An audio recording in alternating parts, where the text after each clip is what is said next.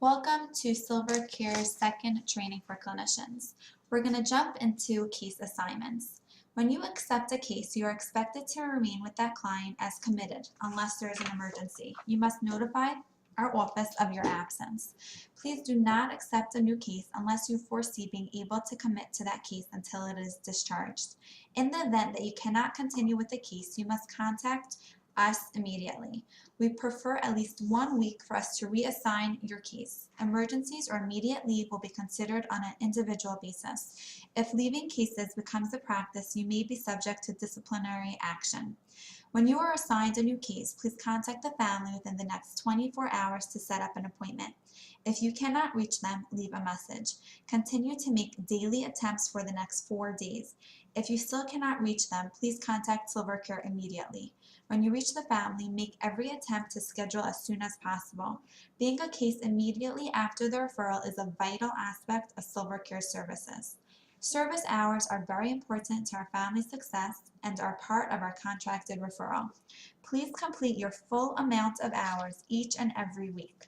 If you are having compliance issues or are unable to fulfill the hours, SilverCare needs to be informed so necessary steps can be taken. When the family cancels an appointment, please document this occurrence on the appropriate form. We prefer contact with all other assigned persons on the case at least 2 times a month at a minimum to compare notes. The phone number of the other party or parties will be given to you upon receiving a case. If the number is not provided, please ask for it. We prefer you contact the referring agency at least 2 times a month at a minimum. The care manager's phone number, extension, and email address should be given to you when you receive a case. Ask for it if it is not provided. Always leave a message if the care manager does not answer, and document your attempted call with the date and time of call. Also, please notify SilverCare if you cannot reach the care manager after repeated attempts. Your attendance at Child Family Team meetings, also known as CFT, are important and strongly encouraged. Even if a child is of age to sign an encounter form, and I'm going to walk you through that in a minute, it is advised that you are not to be in a home without adult supervision. However, it is at your discretion. If no one is available, you are encouraged to take the child into the community for session. It is best practice to discuss the limits of confidentiality at initial appointments, as well the possible release of information within the team. Staff members are not to have their own relatives, friends, or other clients in the car with clients. There cannot be any overnights with the client. You are not allowed to bring clients back to your house. Never leave the client unsupervised at any time. Never physically restrain a client. Follow all legal policies with the client, for example, car seat, seatbelts, cell phone use. Do not smoke while you are working with your client. Do not drink or allow a child to drink alcohol while you are working with them. Do not purchase lighters or anything illegal for a child. Under no circumstance can you bring your client out of state without the guardian's permission. This includes going to New York or Philadelphia. Inform the guardian when you are taking the child to ensure permission. Any recreational activities must have a clinical indication. Any activity that limits stop communication, such as a movie, should not occur. Do not run personal errands when you have a client with you. Do not administer medication under any circumstances. Documentation. For each day of service, an encounter form, a service delivery encounter form, must be signed in ink by the parent caretaker of the client, or the client is of age 14 or older, they can sign it themselves. This should match up with your progress note for each visit. Each visit, you will need an encounter form signed by yourself, and then the second page signed, and we will go through that in a minute. You must fill the form in completely, including dates and times, and you have to make sure the times on the encounter form and your notes match. Due to state mandates, SilverCare must submit our billing with the original forms. This means you need to either bring in notes on Mondays or make Mondays by 2 p.m. or make sure to mail the originals at the completion of your shift on Friday at the latest.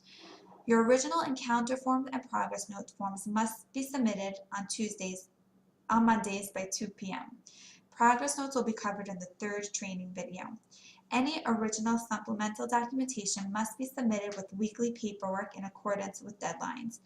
The agreement and rights and responsibilities to be obtained at the initial session. Plan of care is completed by the ISC within 30 days of initial session and every 90 days or is otherwise defined. Monthly reviews due by the ISCME every first Monday of the month. Any notes that are sent after will not be processed until the following week, meaning that you will not get paid for that shift until the following week. No exceptions. Constant failure to have your notes in on time can and will result in disciplinary action. Tentative schedules of client visits must be submitted with weekly paperwork. We encourage a consistent weekly appointment. All names and places must be printed on all forms clearly. Parent guardians should be signed the encounter form at the end of each visit and should be able to review the date and start times. If you are overlapping time with another worker, you must document this in your note. Child family team attendance should be noted as well. Now I'm going to show you exactly how to fill out the form. This is called a service delivery encounter documentation form. When you accept a referral, we will send you this form. It will already have your client's last name, first name, date of birth, street, address, and phone number. When you receive this form, please contact the family within 24 to 48 hours to schedule your first session. You will then have to sign your name by the appropriate box. So if you are a master's level clinician, your last name and your first name will be already in this box and you sign corresponding to the box. If you are a licensed level clinician, your last name and first name will be in this box and you have to sign along with adding your license number. You will need to hand in your paperwork by Mondays, 2 p.m. the latest, and you will have the first form along with the second form every week for each client. On top here is the authorization number. Each client is given an authorization number with a 3-month time span with a certain amount of units. Generally, it will be 104 units. Each unit is 15 minutes and it comes out to 2 hours a week. So all you're doing on this front page is making sure that your signature and if need be your license number is added. Here is where you're going to document the actual session. Service encounter. Say you're seeing your client on the 11th of June. So you're going to put in 06/11/18. You're going to do the start time. The start time of the session is 12 o'clock. You're going to put in your finish time at the end of the session.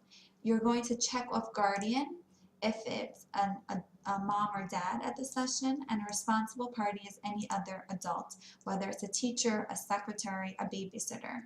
If your client is 14 years of age or older, they can sign the form themselves, so there's no need to click off guardian or responsible party. You're then going to write the relationship to the child. So if mom was at session, you're going to write mom. You're going to have mom sign, and she's going to date the form. The date has to correspond to the date of the actual session. If you stayed by the session for 1 hour, you're going to put in that the session started at 12 and ended at 1.